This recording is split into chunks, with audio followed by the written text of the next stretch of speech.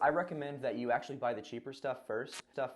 3 things that are absolutely essential to know as a first-time backpacker.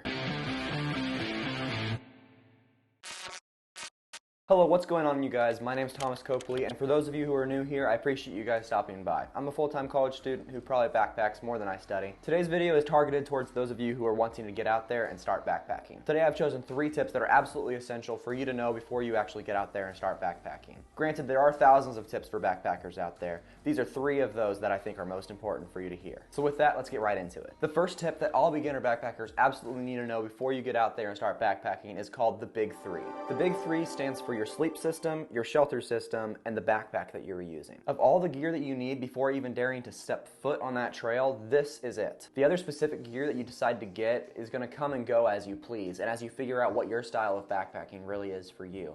But the Big 3 is non-negotiable. You need a backpack, you need a tent, and you need a sleep system. Otherwise, you will not make it out there on trail. As these things are coined the Big 3, they're going to often be the most expensive stuff that you find when you go to these gear stores. And because of this, I recommend that you actually buy the cheaper stuff first, just to try it out to see if you like that style. Now granted, that means that it's going to be easiest for you to start backpacking if it's in the summer, where if you accidentally buy a really crappy sleeping bag, you're not going to die because it's -30 outside. Please don't misunderstand me. Quality is absolutely necessary when you're out backpacking in order to enjoy it and to be safe. However, if you do want to avoid wasting hundreds and hundreds of dollars, maybe try to backpack in the summer, buy some cheap sleeping bags, buy some cheap backpacks of different styles, try them out and see what works best for you, and then you can take your money and put it into something that's really going to be a good investment for you. One example is sleeping bags. Sleeping bags are super expensive when you get into the good quality stuff, and that's because it's going to be super lightweight and keep you warm to like -30. However, if you've never backpacked before, don't go and purchase a $600 mummy bag.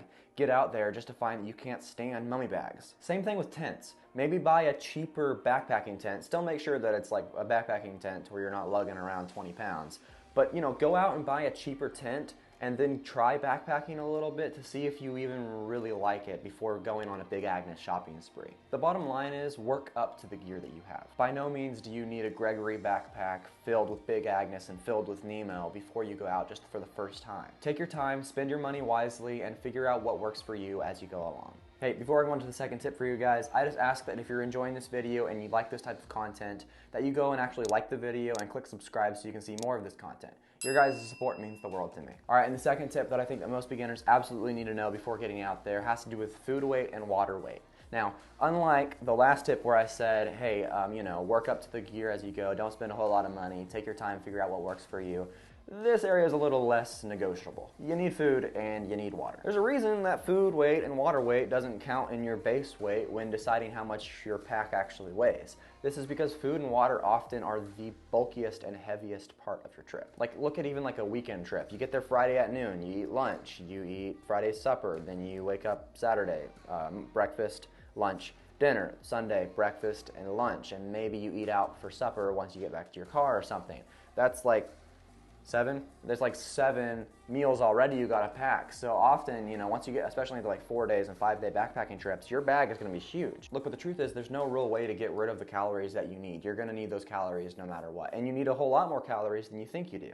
Even in an 8-hour backpacking trip, which is often under what the average backpacker does in a day, you can easily burn 900 active calories. So that means you've got to be replacing those calories, otherwise you're not going to be able to hike anywhere the next day. So here's the problem that we're faced with. We have a lot of calories that we need, but we want to find the lightest way to carry it. Now the best solution, in my opinion, and a lot of backpackers' opinion, is dehydrated meals. I know that this $10 to $14 a meal price tag is kind of scary when you look at it and you're like, well, I got 7 meals I need to buy. That's 7 times 10, isn't it? So it's scary, but you're going to appreciate it for 2 reasons. The first is that these dehydrated meals taste a whole lot better than having ramen every single meal. And the second is that these meals provide a whole lot more calories than ramen does per meal. And they weigh like nothing. Now water is also super heavy to carry, and you absolutely need it when you're hiking, and you need a whole lot more of it when you're hiking than maybe when you're just sitting around at home. So what I say that you should do is typically find a way to carry 1 to 2 liters of water on your person while you're hiking, be drinking from those 1 to 2 liters, and then have a water filtration system that works well for you to where you can be refilling that water as you go, so you can cook with it and you can drink it later on throughout the trip. This will allow you to not have to carry nearly as much water weight while still being able to use and drink the amount of water that you need. And now if you're in a desert area where there aren't frequent streams that you can use to filter and then resupply your water supply, you're just gonna have to deal with the weight that you have to carry.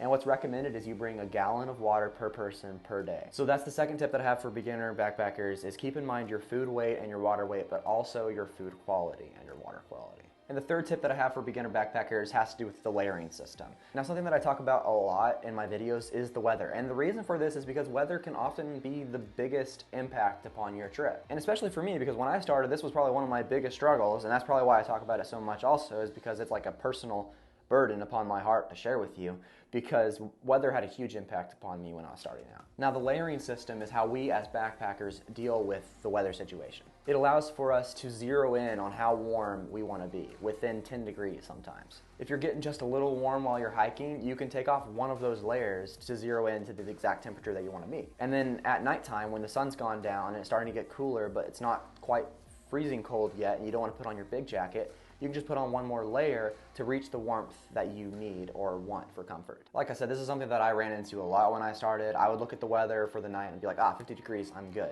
But what I wouldn't realize is 50 degrees is colder than it sounds. So basically it led to a whole lot of miserable nights. So that's the third tip right there, is plan for the weather and plan for the potential weather. Bring a rain jacket just in case it rains. Bring an extra layer just in case it's a little colder than it says it's gonna be. Planning for potential weather is gonna save you along the trip and make it just that much more enjoyable. All right, so there are 3 of the tips that I would say to beginner backpackers to make sure that they know and understand before they even set foot on the trail. Now remember, whether you're a beginner backpacker or you've been doing this for 50 years, make sure that you always tell someone responsible where you're going and when you're going.